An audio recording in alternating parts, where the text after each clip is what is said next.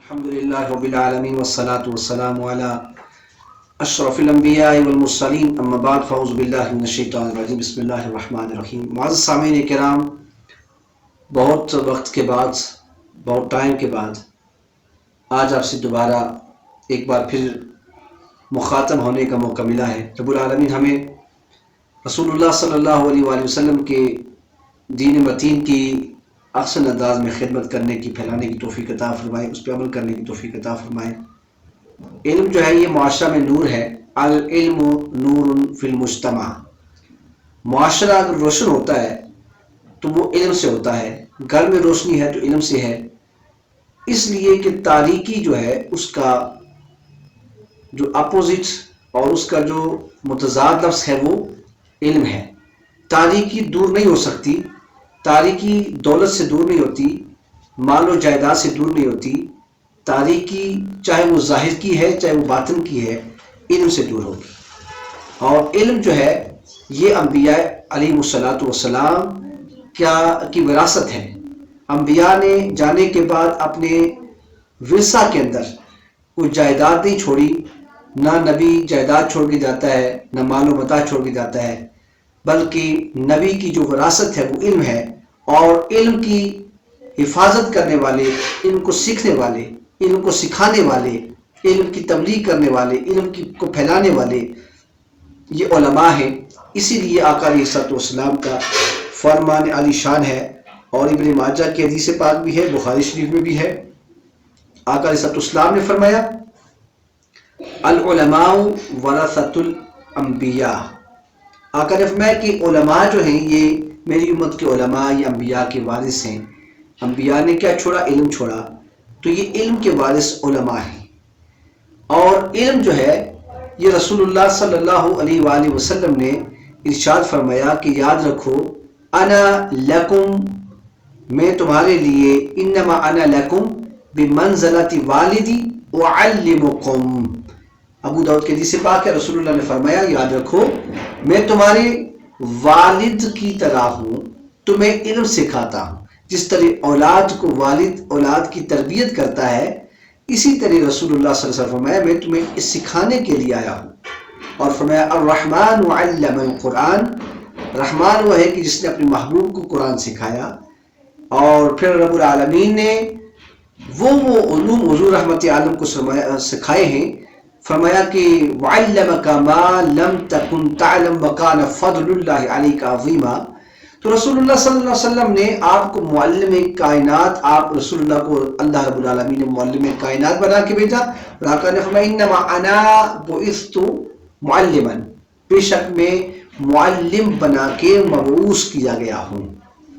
ایک اور حدیث پاک میں اتمم مکارم الاخلاق و محاسن الاعمال، میں اس لیے آیا ہوں تاکہ تمہارے اخلاق کی جو مکارم ہیں ان کو مکمل کروں اور تمہارے اعمال کو خوبصورت بناؤں۔ یہ علم کے ذریعے سے عمل، اور علم اور عمل جو ہے یہ جس آدمی میں جمع ہو جائیں وہ کامیاب انسان ہے۔ رسول اللہ صلی اللہ علیہ وسلم کا فرمان علی شان ہے، علم کی اہمیت کو آپ نے بہت سارے پہلو کے ساتھ اجاگر فرمایا ہے۔ میں اطلب العلم ولو بالسین، علم حاصل کرو چاہے وہ چین میں ہو، وہاں پہ بھی جا کے کرو تو علم حاصل کرو۔ اور علم جو ہے یہ بڑھتا ہے، یہ ایک ایسی دولت ہے کہ جو خرچ کرنے سے بڑھتی رہتی ہے۔ باقی دولت کو ہم خرچ کرتے ہیں تو کم ہوتی ہے، پھر اور کمانی پڑتی ہے، باقی مال جو دنیا کا ہے وہ کم ہو جاتا ہے، لیکن علم ایک ایسی لازوال دولت ہے، اس کو زوال حاصل نہیں ہو سکتا، اس لیے کہ علم خرچ کرنے سے، پڑھنے سے پھیلانے سے علم بڑھتا رہتا ہے۔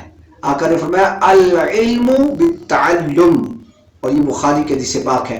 آقا نے فرمایا جو علم ہے یہ سکھانے سے آتا ہے، سکھانے سے آتا ہے، سیکھنے سے آتا ہے، پڑھنے سے آتا ہے، پڑھانے سے آتا ہے۔ بالتعلم یہ پڑھانے سے آتا ہے اور یہ سیکھنے سے آتا ہے۔ اگر کسی کو کوئی بات یاد نہ رہے تو نبی صلی اللہ علیہ وسلم نے وہ نسخہ بھی بتایا ہے کہ جو کوئی حدیث یاد کرنا چاہے، جو آیت یاد کرنا چاہے، جو کوئی مسئلہ یاد کرتا ہے اس کو یاد نہیں رہتا، تو آقا علیہ السلام نے ارشاد فرمایا قیدوہ العلم بالکتاب۔ آقا علیہ السلام نے فرمایا، یہ سنن دارمی کا حدیث ہے کہ علم کو جو ہے وہ لکھ کر محفوظ کرو، علم جو ہے اس کو لکھ کر محفوظ کرو کہ لکھنے سے جو ہے وہ انسان کے اندر علم بڑھتا ہے، اس کو یاد ہو جاتا ہے۔ تو رحمت عالم صلی اللہ علیہ وسلم نے ارشاد فرمایا کہ علم ایک وجہ اس کو حاصل کرنے کا طریقہ یہ ہے کہ اس کو سکھایا جائے، اور ایک اچھا مدرس ہی اچھا طالب علم ہوتا ہے۔ اور پھر دوسرا یہ ہے کہ اس علم کو یاد کرنے کا طریقہ یہ ہے کہ قید العلم بالکتاب، اس کو ہاتھ کے ساتھ جو ہے وہ محفوظ کر لیا جائے، اس کو یاد کر کے لکھ لیا جائے، وہ کبھی جو بھولتا نہیں ہے۔ اور پھر اس کے متعلق رسول اللہ نے یہ بھی فرمایا ہے کہ عالم وہ ہوتا ہے کہ جو اپنی زبان سے اظہار نہیں کرتا کہ میں سارے علوم کا بادشاہ ہوں، مجھے علم آتا ہے، میں بہت بڑا عالم ہوں، بلکہ وہ ہمیشہ عاجزی اور انکساری میں رہتا ہے۔ ہماری تاریخ میں کتنی ہستیاں گزر چکی ہیں کہ ہمارے ملک میں کتنے لوگ گزر چکے ہیں کہ جن کو اللہ نے علم کے اندر مہارت عطا کی، لیکن وہ ایسے زندگی گزار کے چلے گئے، اپنے شاگرد تیار کر گئے، علم کو پھیلا گئے کہ آج جگہ جگہ جہاں جہاں ان کے تلامذہ کام کرتے ہیں، لیکن ان لوگوں نے کبھی تشہیر نہیں کی۔ تو ہمیشہ تشہیر وہ کرتا ہے جس کے پاس علم نہیں ہوتا۔ جس کے پاس علم ہوتا ہے وہ نہ تکبر کرتا ہے نہ وہ تشہیر کرتا ہے، اس لیے کہ تکبر بود عادت جاہلاں، تکبر نہیں آیت صاحب دلاں۔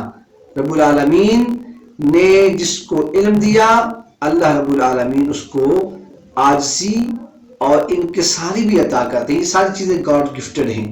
اور پھر حضور نے فرمایا کہ من قال انا عالم، حضور نے فرمایا کہ جس نے یہ اپنی زبان سے کہا کہ میں عالم ہوں، فہو جاہل، حقیقت میں وہ عالم نہیں ہے، وہ جاہل ہے، وہ درم ہے۔ یہ طبرانی اوسط کی حدیث مبارکہ ہے۔ رسول اللہ نے فرمایا کہ من قال انا عالم فہو جاہل، اور یہ وہ چیزیں ہیں جس سے علم بڑھتا ہے، اور انسان علم اور عمل کی بنا پر عاجزی کا، انکساری کا، اخلاق کا مرقع ہوتا ہے۔ وہ اس کی پرسنالٹی، اس کی ذات معاشرے میں جہاں سے وہ گزرتا ہے وہ چراغ کی مانند ہوتی ہے۔ جبریل امین علیہ السلام سے رسول اللہ صلی اللہ علیہ وسلم نے اپنی امت کے علماء کے بارے میں پوچھا کہ جبریل ذرا یہ بتاؤ کہ میری امت کے علماء کون ہیں؟ تو آپ نے فرمایا یا رسول اللہ ہم سراج امتی کا فی الدنیا والآخرہ، یا رسول اللہ صلی اللہ علیہ وسلم آپ کی امت کے جو علماء ہیں یہ چراغ ہیں۔ اللہ رب العالمین ہمیں ہماری زبانوں میں تاثیر پیدا فرمائے۔ یہ انشاءاللہ اب روزانہ کی بنیاد پہ یہ احادیث مبارکہ کا جو اس ٹائم ہم نے درس کا آغاز کیا ہے، انشاءاللہ نئی نئی احادیث مبارکہ مختلف موضوعات پہ یہ ہمارا بیان علم جو ہے یہ جاری و ساری رہے گا، اور انشاءاللہ یہ آپ تک پہنچانے کی کوشش بھی کی جائے گی۔ رب العالمین ہمیں عمل کی توفیق عطا فرمائے۔ السلام علیکم ورحمۃ اللہ وبرکاتہ۔